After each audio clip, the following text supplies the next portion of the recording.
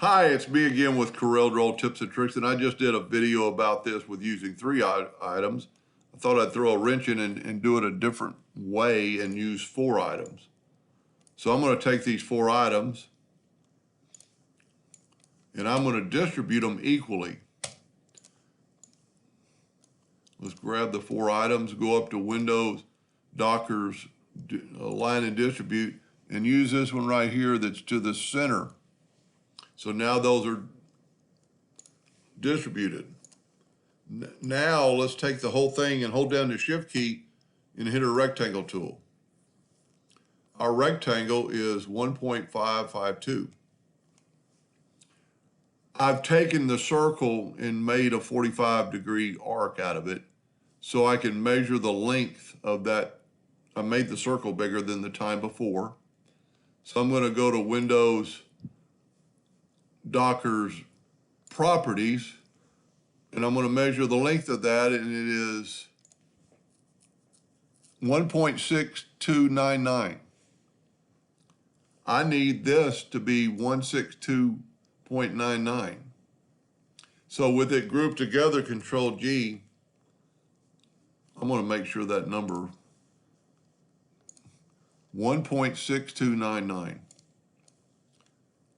With this locked, 1.6299. It's going to say 63. I'm going to round it up. That's what we need. No, back up here. I didn't do that right. This thing is 1.52, and we need 4 spaces. For the video, I think it's still grouped together. I'm going to make it 1.5. So it's 1.5, but we need another space. So if you count the spaces, there's 5. So we need, if we bring out a calculator, 1.5 divided by 4 is 0.375. We need this thing to be 375 bigger. So let's go, and I'm talking about the rectangle itself.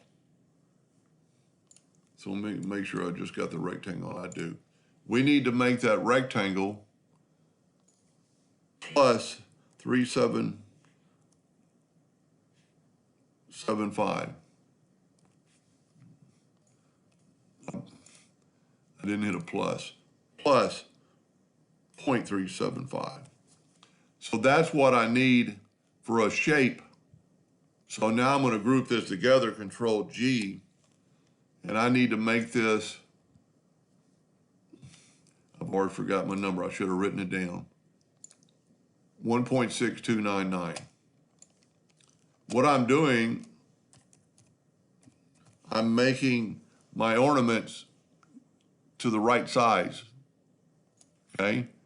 Now we can take away this box. The box is only to give me a reference point. We can bring our circle back in now. So let's bring our circle in. Whoop. I meant to hit delete here. I'll have to back up and get my circle back. I'm going to hit P and put my circle in the center of the page. I'm going to see if I can't grab that arc and hit delete. So I'm going to bring these in. And I'm going to hit P on that one and put it in the center of the page. Using control button to move it up. I'm going to zoom in a little bit. We want it right on the edge. And then we're going to rotate that guy by 1/4 of 45 degrees, which is 11.25. We're going to take our eye, hit P, put it in the center of the page, put it at the top. I'm not going to zoom in on all of them. I'm going to double click on the rotation, move it to the center. A lot of times it doesn't look like it's in the center, but it is. And I'm going to rotate that 22.5 degrees. Then I'm going to take my star and hit P and put it in the center of the page. And I'm going to rotate it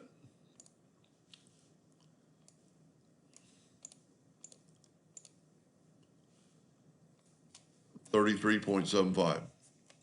Now I'm going to put my snowflake that I just added to the center.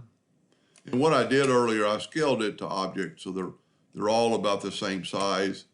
I reduced them in size. I'm going to Control G and group that. I'm going to Control D and duplicate it. Then I'm going to move the rotation in the center, just double check it. Now I can rotate it 45 degrees. Control D plus, well, we can just make it 90 degrees. We know what that is. Control D, Control D, Control D, Control D, Control D. By using a little bit of math, which I wasn't very good at in school, you can figure things out like that. You know, just think about, you need spaces between them. You can't just count items.